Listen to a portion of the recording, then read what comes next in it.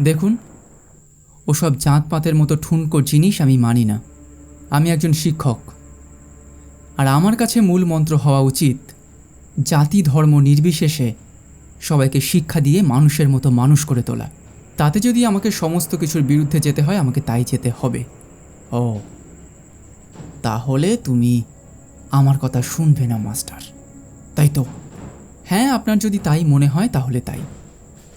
আপনি যা ইচ্ছা করতে পারেন। ও হ্যাঁ, আমাকে সরকার এখানে পাঠিয়েছে, কোনো পঞ্চায়েত প্রধান নয়। মাথায় রাখবেন, আমি আপনার নির্দেশে এই স্কুলে পড়াতে আসি না।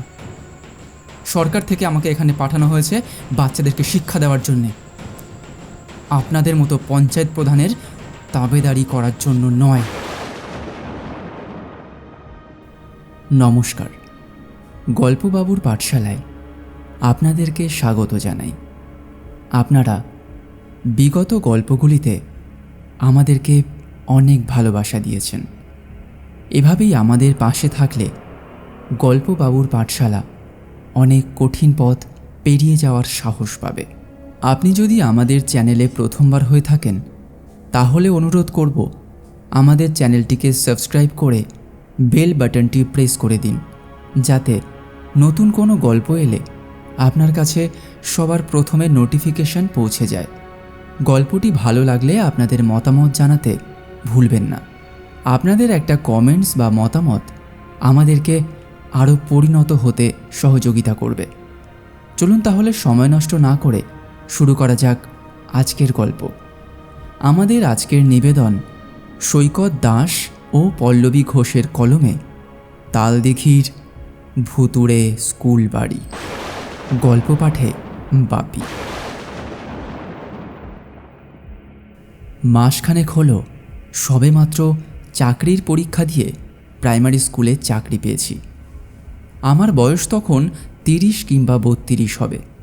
আমার পোস্টিং হয়েছিল সুন্দরবনের গোসাবা অঞ্চলের তালদিঘি নামে একটি ছোট্ট গ্রামে, কলকাতা থেকে ঘন্টা 6-এর রাস্তা। আমি যে স্কুলে চাকরি পেয়েছিলাম, স্কুলটা একটা নদীর পাড়ে এবং নদীর পাড় বরাবর তাল গাছের সারি। সেই কারণেই হয়তো গ্রামের নাম তালদিঘি রাখা হয়েছিল। এ এক অদ্ভুত এলাকা, সামনে নদী, তালগাছের সারি আর পিছনে জঙ্গলে ভরা। আশেপাশে জনবসতি শূন্য। মিনিট 10-এর হাঁটা পথ পেরোলে তবেই কিছু বাড়ি দেখা যায়। যেহেতু সুন্দরবন এলাকা, তাই জঙ্গল তো থাকবেই। না, ভয় অবশ্য আমি পাইনি। আমার এলাকাটা দেখে বেশ ভালোই লেগেছিল। কলকাতা শহরের যানজট ছেড়ে, লোকের ভিড়, সমস্ত কিছুর বাইরে গিয়ে একটা অন্যরকম জায়গা। যেহেতু গ্রাম্য এলাকা, তাই সেখানে হোটেল বা থাকার জন্য কোনো সুবন্দোবস্ত ছিল না। আমাকে স্কুলের একটা ঘরেই থাকতে দেওয়া হলো। আমি যেদিন প্রথম স্কুলে পা রাখলাম, গ্রামের লোক আমায় দেখতে এসেছিলেন। প্রথম দিন তাই দূর থেকে দেখে চলে গিয়েছিল। আমার মুখ দেখে বিশেষ খুশি হয়েছে বলে মনে হলো না, কারণ স্কুলটা বেশ কয়েক বছর বন্ধ ছিল।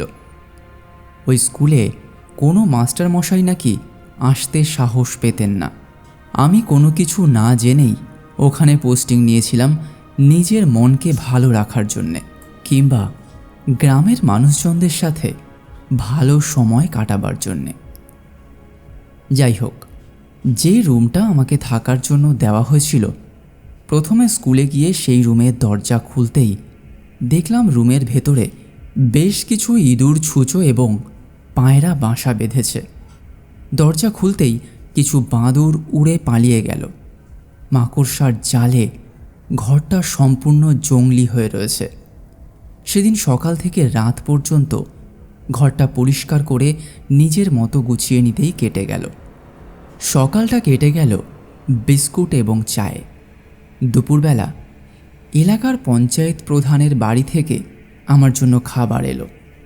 পঞ্চায়েত প্রধান সাহেব নিজের হাতে আমার জন্য খাবার নিয়ে এসে বললেন, মাস্টার মশাই, এই যে আপনার জন্য খাবার এনেছি। আমি জানতাম আপনি এই ঘরদোর পরিষ্কার করে আর রান্নার সময় পাবেন না, তাই গিন্নিকে বলে এই সামান্য কিছু। আমি যে রান্না খাবার দেখে খুশি হইনি এমনটা নয়, মনে মনে খুশি হলেও মুখে অকারণ ভদ্রতা দেখিয়ে বললাম, আরে এসবের আবার কি দরকার ছিল বলুন তো? আমি ঘর পরিষ্কার করে নিজেই দুটো চাল ডাল ফুটিয়ে নিতাম। এবার পঞ্চায়েত প্রধান বললেন, আরে সি সি সি সি, আপনি হলেন গিয়ে আমাদের গ্রামের মাস্টার মশাই। আপনি প্রথম দিন আমাদের গ্রামে আসলেন, প্রথম দিনই কি করে আপনাকে রান্না করতে দিই বলুন তো? এতটুকু যত্ন এই গ্রামের মানুষ করতে জানে মাস্টার মশাই। এই বলে তিনি খাবার রেখে নিজের বাড়ির দিকে রওনা দিলেন। যা হোক করে দুপুরবেলাটা মিটল, তবে রাতের বেলা নিজেকেই দুটো চাল ডাল ফুটিয়ে নিতে হবে। ঘর পরিষ্কার করে নিজে স্নান করে প্রস্তুত হতেই তখন ঘড়িতে বাজে প্রায় 7টা। আমার যেখানে স্কুল সেখান থেকে প্রায় মাইল 2 হাঁটা পথ বাজার। 2 মাইল হেঁটে কিছু সবজি চাল কিনে নিয়ে এলাম। সেদিন রাতে বেশি ভাবনা চিন্তা না করে একটু চাল ডাল ফুটিয়ে খেয়ে হাত পা ধুয়ে বাইরে এসে দেখি প্রচণ্ড মেঘ করেছে। ভরা বৈশাখ মাস, কালবৈশাখী হলেও খুব একটা অবাক হব না। যেমনি ভাবা তেমনি কাজ। ভাবতে না ভাবতেই মেঘ ডেকে উঠল ভয়ঙ্কর শব্দে। তাড়াতাড়ি করে জলের ঘটি রাখতে যাব এমন সময় ঝমঝমিয়ে বৃষ্টি এবং সাথে ঝোড়ো হাওয়া। তড়িঘড়ি করে দরজা দিয়ে শুতে যাব এমন সময় সজোরে দরজায় কড়া নড়ার শব্দ। আমি একটু চমকে উঠে বললাম, কে? ওপাশ থেকে যে উত্তর এলো তাতে মনে হলো ভদ্রলোকের বয়স প্রায় 80-র কাছে। তিনি বললেন, আগে আমি ভবেশ। মাস্টার মশাই, দরজাটা একটু খুলবেন, দুটো কথা ছিল। এবার আমার বেশ ভয় লাগতে শুরু করলো। খানিক ভয়ার্ত কণ্ঠে বললাম, এত রাতে কে আপনি? আজ এত রাতে আর কথা নয়, আগামীকাল সকালে আসবেন, কেমন? আবারও সেই ভারী কণ্ঠে উত্তর এলো, মাস্টার মশাই, আজ রাতে না বললে আর বলা হবে নি গো। আমি একটু অবাক হয়ে বললাম, মানে কি এমন কথা? এবার ভবেশ বলল, আমি বেশি সময় নষ্ট করব না আপনার। মাস্টার মশাই, দয়া করে একটিবার দরজাটা খুলুন। অবশেষে দরজা খুলতেই চমকে উঠলাম। দেখি আমার ধারণাই সত্যি। সত্যি ভবেশের বয়স প্রায় 80-র কাছে। এক হাতে লাঠি এবং লণ্ঠন। লণ্ঠনটা অবশ্য নিভে গেছে। আর এক হাতে কিছু আম নিয়ে করুণ দৃষ্টিতে আমার দিকে তাকিয়ে আছে। প্রথম অবস্থায় খানিক ভয় পেলেও পরে নিজেকে সামলে নিয়ে ওনার কাছে জানতে চাইলাম, এ কি, এই ঝড় জলের মধ্যে আপনি আমাকে আম খাওয়াতে এসেছেন? পাগল আপনি? সাথে একটা আলো পর্যন্ত নেই। এত বয়স হয়েছে আপনার। আমি গ্রামের পথ চলতে জানি মাস্টার মশাই। এসব পথ আমার চেনা জানা। আম খাওয়াতে আমি আসিনি। আমি একটা জরুরি কথা বলতে এসেছি। হ্যাঁ বলুন, ঝড় জলের রাতে কি এমন জরুরি কথা? আর আমি আপনাকে কী বা সাহায্য করতে পারি? এবার ভবেশ বলল, আগে পেন নাম মাস্টার মশাই।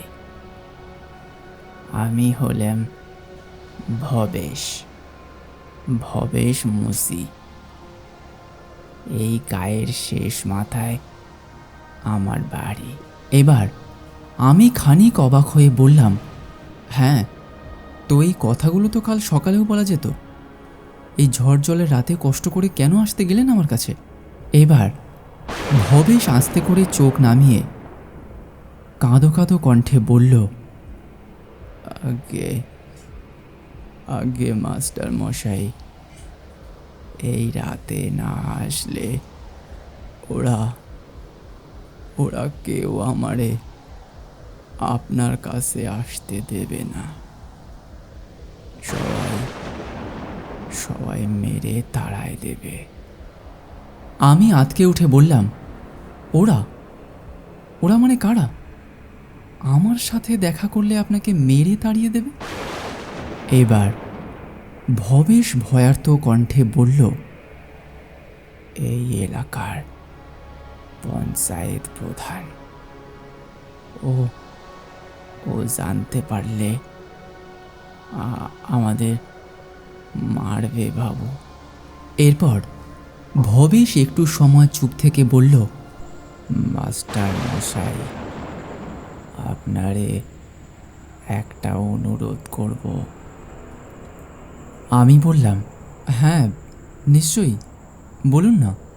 এক নিমেষে ভবেশের চোখের জল আর মুখের ভয়ে সবটা উধাও হয়ে গেল। আমার মুখের কাছে মুখটা নিয়ে এসে বলল, আপনি আপনি অনেক ভালো মাস্টার মশাই। আপনি যদি আরও আরও কিছুদিন আগে আসতেন তাহলে স্কুলটা আর বন্ধ হতো না। আমি তৎক্ষণাৎ একটু চমকে উঠে ভবেশকে বললাম, দেখুন দেখুন ভবেশবাবু, স্কুল তো স্কুলের মতো চলতেই পারে। এবার আমি এলাম কি অন্য কেউ এলো তাতে কিছুই যায় আসে না। এবার ভবেশ আমার দিকে করুণ দৃষ্টিতে তাকিয়ে রইল। আমি ভবেশের দিকে তাকিয়ে দেখতে পেলাম ভবেশের চোখে জলে ভরে এসেছে। আমি বললাম, এ কি, আপনি কাঁদছেন? এবার ভবেশ চোখের জলটা কোনো রকমে মুছে নিয়ে জল ভরা চোখে আমার দিকে তাকিয়ে বলল, মাস্টার মশাই, সেসব কথা আপনি এত সহজে বুঝবেন না। কোনো একদিন অবসর সময়ে আপনাকে বসে সমস্ত গল্পটা বলবো। আমি আর মাঝরাত্রিরে কথা না বাড়িয়ে ভবেশকে বললাম, দেখুন অনেক রাত হয়েছে, কি বলতে এসেছেন এত রাত্রিরে তাড়াতাড়ি বলুন, আমাকে আবার কাল সকাল সকাল উঠতে হবে। এবার ভবেশ আমায় এমন একটি কথা বলল, আমি যথারীতি চমকে উঠলাম। কথাটি এমন ছিল, আসলে মাস্টার মশাই, আমার বাড়িতে আমি, আমার স্ত্রী আর আমার একটা ছোট নাতি আছে। খুব ছোট, বেশি একটা বয়স না। আমি এবার প্রশ্ন করে বললাম, আপনার নাতি আছে মানে? আপনার ছেলে মেয়ে বৌমা কেউ নেই? এবার ভবেশ একটু মৃদু হেসে আমার দিকে তাকিয়ে বলল, মাস্টার মশাই, ছেলে বউ এরা থাকলে এই বয়সে কি আর ঝড় জলের রাতে আপনার কাছে ছুটে আসতাম? আমার একটা অনুরোধ আছে। আমার আমার নাতিটারে আপনি একটু পড়াবেন। ও একটু লেখাপড়া শিখে যেন প্রতিবাদটা করতে শেখে। আমার এত বছরের শিক্ষা জীবনে আমি প্রতিটি বাবা মা কিংবা অভিভাবকদের বলতে শুনেছি, তার সন্তান যেন পড়াশোনা করে ডাক্তার কিংবা ইঞ্জিনিয়ার হন। কখনো এমন কথা শুনিনি তার ছেলেমেয়ে পড়াশোনা করে যেন প্রতিবাদী হন। কথাটা শুনে আমার বেশ খানিকটা অবাক লাগলো। তারপর ভবেশকে জিজ্ঞাসা করলাম, সে কি, এ তো আপনার অবান্তর আবদার। দেখুন, আপনাদের গ্রামে এসেছি আপনাদের ছেলে মেয়েদের পড়াশোনা শেখাবার জন্যে। তো আপনার নাতি এখানে পড়াশোনা করতে আসবে, সেটাই তো স্বাভাবিক। তার জন্য আপনি মাঝ রাতে ঝড় জলের মধ্যে আমাকে অনুরোধ করার জন্য না আসলেও পারতেন।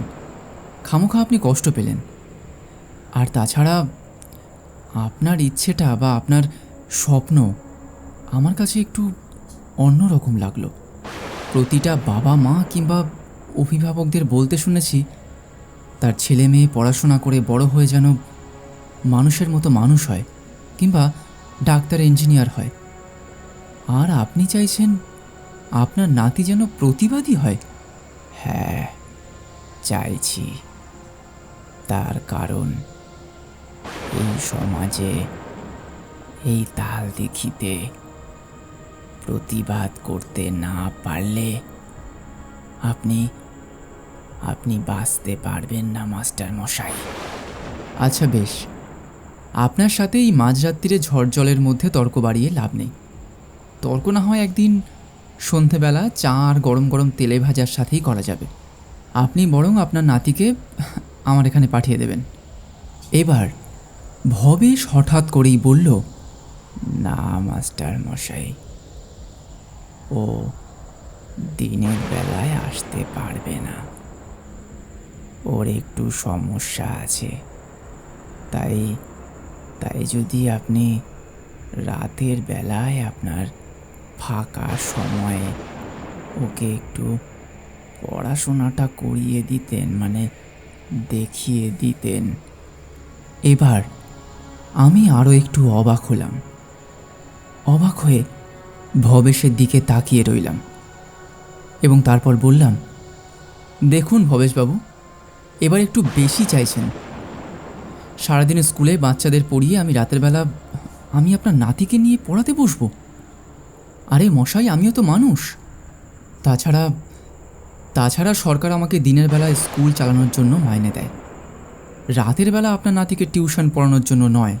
এবার ভবেশ একদম কাঁদো কাঁদো গলায় আমার পায়ের সামনে বসে পড়ল এবং বলতে লাগলো, মাস্টার মশাই, আপনার কাছে একটাই অনুরোধ আমার নাতিটারে একটু পড়াশুনোটা শিখায় দেন। ও যেন সত্যিকারের প্রতিবাদীটা হতে পারে। এবার আমি ভবেশের অনুরোধ শুনে আর না করতে পারলাম না। একটা বাচ্চা রাতের বেলা পড়াশোনা করতে আসবে, সে তো আর খেতে চাইছে না। তাই জন্য আমিও রাজি হয়ে গেলাম। অবশেষে আমি বললাম, আচ্ছা বেশ, আপনি এবার বাড়িতে যান। আমি কথা দিলাম আমি আপনার নাতিকে রাতের বেলা একটু পড়িয়ে দেব। এ কথা শুনে ভবেশ বৃষ্টিতে ভিজতে ভিজতে সেই অন্ধকারে মিলিয়ে গেল। আমি বেশ খানিকটা অবাক হলাম। সেদিন রাত্রিটা কেটে গেল। পরদিন স্কুলের শেষে নিজের সব কাজ গুছিয়ে সন্ধ্যের পর বারান্দায় বসে আছি। তখন ভবেশ নাতিকে নিয়ে হাজির। ঠিক কোন পথে তারা এলো আমি দেখতে পেলাম না। সেদিন আর ঝড় বৃষ্টি হলো না। ঘণ্টা দুয়েক পড়ালাম ছেলেটাকে, তারপর ওরা বাড়ি চলে গেল। আমি খাওয়া দাওয়া শেষ করে ঘুমোতে গেলাম। পরদিন যথারীতি আবার সকাল হলো এবং স্কুলে পড়ানোর পর আমি সন্ধ্যাবেলায় বারান্দায় বসে রয়েছি এবং তার পরপরই ভবেশ তার নাতিকে নিয়ে ঢুকলো। আগের দিন খেয়াল করেছিলাম বাচ্চা ছেলেটার জামাটা খুব ছেঁড়া, আর তাই ওর জন্য একটা জামা কিনে আনিয়েছিলাম। জামাটা ভবেশের হাতে দিয়ে বললাম, ভবেশবাবু, এটা রাখুন, নাতিকে পড়াবেন। এবার ভবেশ বলল, সি মাস্টার মশাই, এসব আবার কেন? আমাদের আর জামা কাপড় লাগে না, এ আপনি নিজের কাছেই রাখুন। এবার আমি ভবেশকে বললাম, আচ্ছা, আজকে আপনি বাড়ি যান, ও এখানে থাকুক, কাল সকালে আমি ওকে বাড়িতে দিয়ে আসব। ভবেশ প্রথমে আপত্তি করলেও তার নাতি ভবেশকে বলার পর ভবেশ নাতির কথা শুনে রাজি হয়ে বাড়িতে চলে গেল। পড়াশুনো শেষ করে বাচ্চাটাকে কিছু খেতে দিয়ে শোয়ার জায়গা করে আমার সাথেই ওকে নিয়ে শুয়ে পড়লাম। দরজাও বন্ধ করে দিলাম। রাতে আবার ঝড় বৃষ্টি শুরু হয়েছে। এই ঝড় বৃষ্টির রাতে একবার ঘুমিয়ে পড়লে ঘুম ভাঙবে কাল সকালে। সকালে ঘুম থেকে উঠে দেখি আমার পাশে বাচ্চা ছেলেটি নেই। আমি এদিক ওদিক তন্ন তন্ন করে খুঁজেও কোথাও খুঁজে পেলাম না। এদিকে স্কুলের সময় হয়ে গিয়েছে। সেই বাচ্চাটাকে তার বাড়িতে খুঁজতে যাওয়া বা বাড়িতে খবর পাঠানোর সময় পর্যন্ত হলো না। সেদিন সময়ের আগেই তাড়াতাড়ি স্কুল ছুটি দিয়ে দিলাম। দুশ্চিন্তায় কোনো রকমেই ক্লাসে মন দিতে পারছিলাম না। তারপর রওনা দিলাম গ্রামের শেষ প্রান্তে ভবেশের বাড়ির দিকে। প্রায় ঘণ্টাখানিক হাঁটার পর গ্রামের প্রান্তে নদীর তীরে পৌঁছালাম। লোকজন খুব একটা নেই, তবে ঘাটের দিক থেকে একটা দুর্গন্ধ নাকে আসতে থাকে। আমি নাক চাপা দিয়ে এগিয়ে যেতেই দেখি সারি সারি পশুর চামড়া শুকোতে দেওয়া হয়েছে। বুঝলাম এটা মুচিপাড়া, মানে সঠিক জায়গায় এসে পৌঁছেছি। ঘাটের পাশে ফাঁকা মাঠ, আর মাঠের এক প্রান্তে গোটা 5 বাড়ি। তাড়াতাড়ি সেদিকেই এগোলাম। ওখানে গিয়েই দুজন মহিলার সাথে দেখা হলো। তারা আমায় দেখে মুচকি হেসে একজন আরেকজনকে বললেন, ওই দেখ, এই গ্রামে নতুন মাস্টার নাকি মুসিপেরায় এসে। বুঝলাম ওনারা আমাকে চেনেন। আমি জিজ্ঞাসা করলাম, আপনারা ভবেশ মুচির বাড়ি চেনেন? আমার কথা শুনে একজন আরেকজনকে মুখ বেঁকিয়ে জবাব দিল, ও বাবা, তুমি মাস্টার না পুলিশ বাপু? এই শোনো, আমরা ওসব বলতে পারবো না, এই চল। আমার এবার খটকা লাগলো। বুঝলাম ভবেশ আসামি, হতে পারে জেল পালানো আসামি, তাই নাতিকে দিনের বেলায় পড়াতে পাঠাতে চান না। লোকজন টের পাবে আর উল্টো পাল্টা বলবে, সেই ভয়ে রাতে আসে। আর আলো নিয়েও গ্রামের ভিতর ঢোকে না, পাছে লোক টের পেয়ে যায়, তাই জন্যে। আর সেই কারণেই গ্রামের পঞ্চায়েত প্রধানকে এত ভয় পায়। আমি মহিলাদের সাথে কথা না বাড়িয়ে এগিয়ে গেলাম বাড়িগুলোর দিকে। একটা বাড়ি তালা দেওয়া, তার সামনে একটা খড় ছাউনির বাড়ি রয়েছে। তার দাওয়ায় বসে একজন শুকনো চামড়া কাটছে। আমি জিজ্ঞাসা করলাম, এই যে শুনছেন, বলছিলাম ভবেশবাবুর বাড়ি চেনেন? তিনি মুখ না তুলেই কাজ করতে করতে উত্তর দিলেন, হ্যাঁ চিনি, ওই আপনার পেছনেরটা। আসলে দেখলাম তালা দেওয়া, ওই বাড়িটার কথাই বললেন?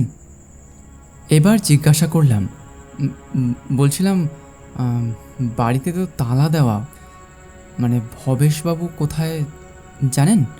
লোকটা যেন হঠাৎ করেই চটে গেলেন। বেশ রেগে গিয়ে বললেন, এই কি হয়েছে কি? হ্যাঁ কি হয়েছে? সজ্ঞে গেছে সজ্ঞে, আপনি যাবেন? আমি মনে মনে ভাবলাম, অদ্ভুত আজব লোকজন বটে এরা। তবু নিজেকে শান্ত রেখে বললাম, আসলে কাল রাতে ভবেশের নাতি আমার কাছে পড়তে গিয়েছিল।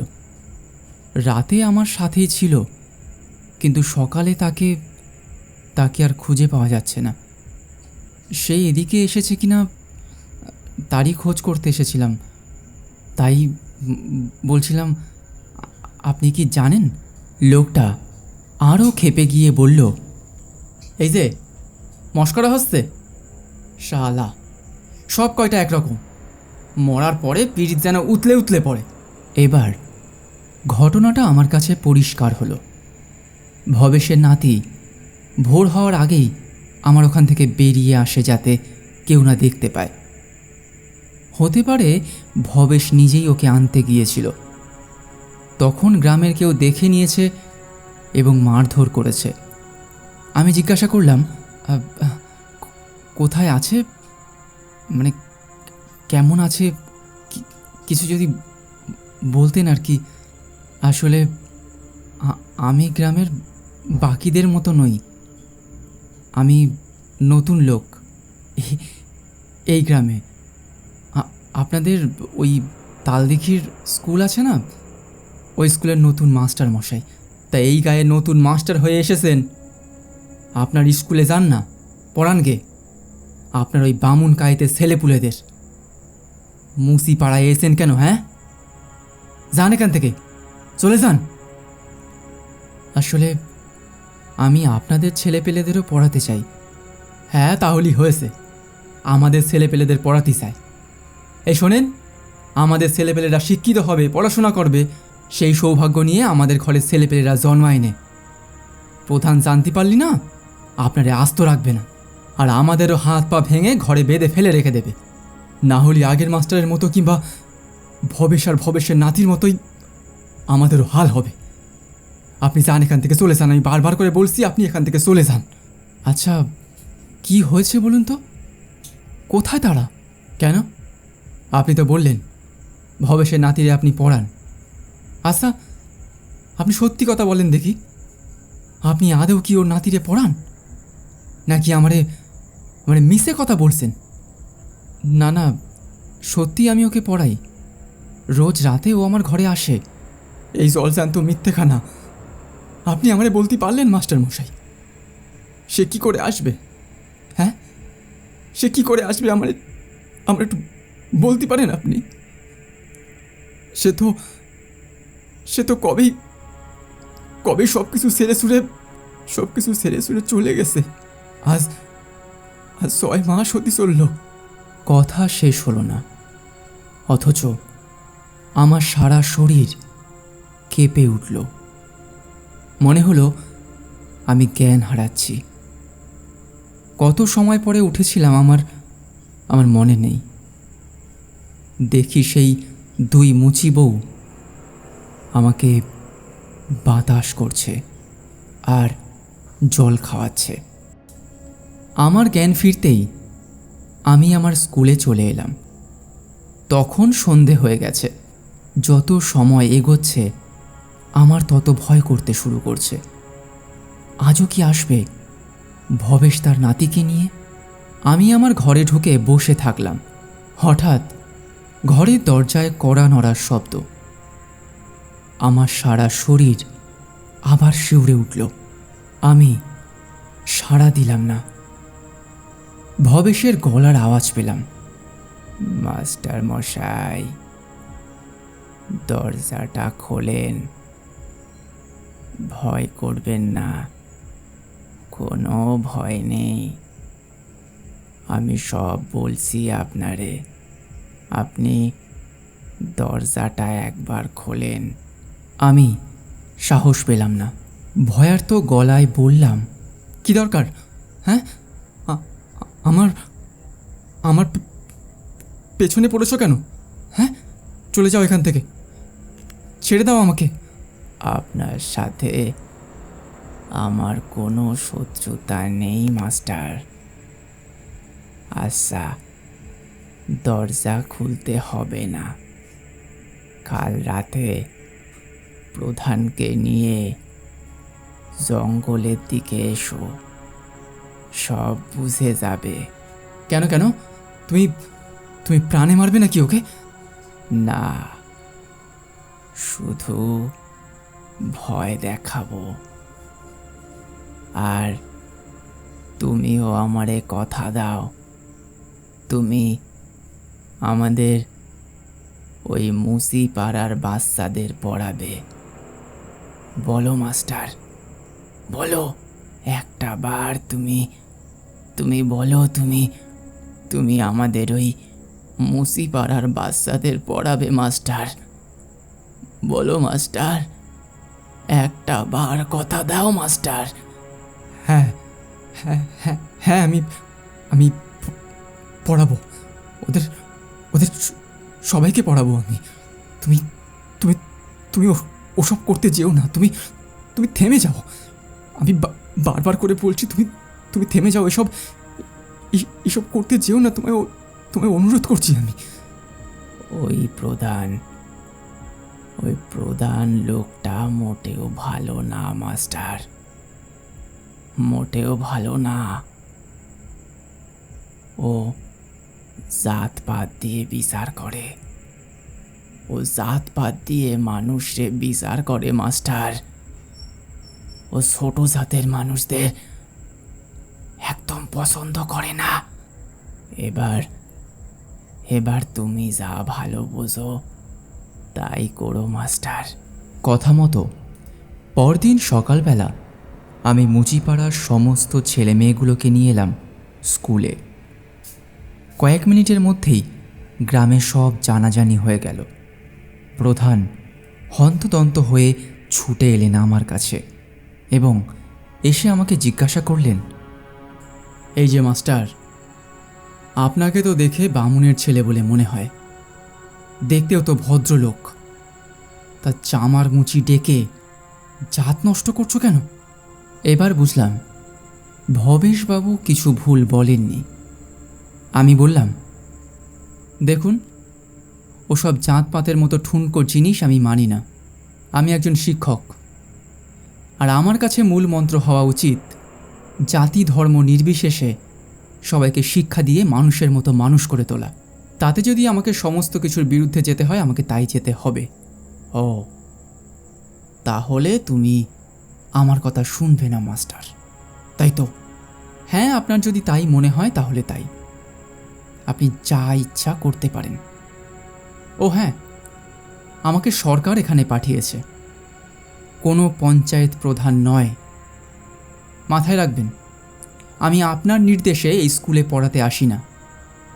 সরকার থেকে আমাকে এখানে পাঠানো হয়েছে বাচ্চাদেরকে শিক্ষা দেওয়ার জন্যে, আপনাদের মতো পঞ্চায়েত প্রধানের তাবেদারি করার জন্য নয়। আমার কথা শুনে উনি প্রায় লাঠি দিয়ে মারতে যাচ্ছিলেন আমায়। কয়েকটা বাচ্চা এসে আমাকে বাঁচাতে গেলে তারাও আহত হলো। তারপর মনে হলো আমার মাথায় একটা লাঠির বাড়ি পড়ল, আর তারপর আমার কিছুই মনে নেই। জ্ঞান ফিরেছিল 2 দিন বাদে।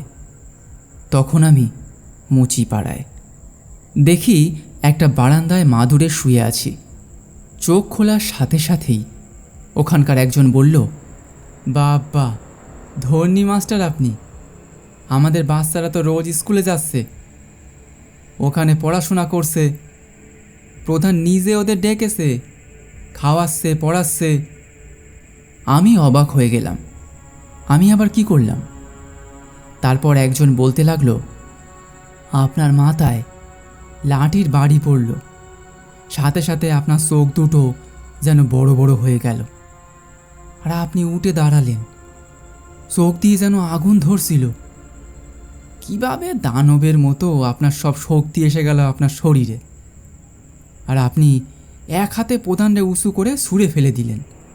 তারপর টানতি টানতি জঙ্গলের মধ্যে নিয়ে গেলেন, যেখানে ভবেশ আরও নাতিরে পুঁতে রেখেছিল প্রধানের লোকজন। আপনি সেই জায়গায় এক মুহূর্তের মধ্যে একটা বড় গর্ত খুঁড়ে ফেলে প্রধানে তার মধ্যে ছুঁড়ে ফেলে দিলেন, যেন যেন প্রধানরে কবর দিতে যাচ্ছেন। ঠিক এরকম সময় হঠাৎ হঠাৎ আপনি অজ্ঞান হয়ে গেলেন। প্রধানও অজ্ঞান হয়ে গিয়েছিল। তারে প্রধানের লোকজন তুলে নিয়ে গেছে। আপনারে আমরা তুলে নিয়ে এখানে এসেছি। আপনি 2 দিন ধরে অজ্ঞান হয়ে পড়ে আছেন। আর প্রধান তার পরদিনই আমাদের ছেলে মেয়েগুলোরে নিয়ে গেছে স্কুলে, পড়াশুনো করাচ্ছে, খাতি দিচ্ছে। আমার আর বুঝতে বাকি রইল না, এ শক্তি আমি কোথা থেকে পেয়েছিলাম তা আমি জানি না, তবে আন্দাজ করতে পারছিলাম। তারপর থেকে ওখানেই কাজ করছি। ভবেশ আর তার নাতিকে নিয়ে রাতে কখনো আমার কাছে পড়াতে আসেনি।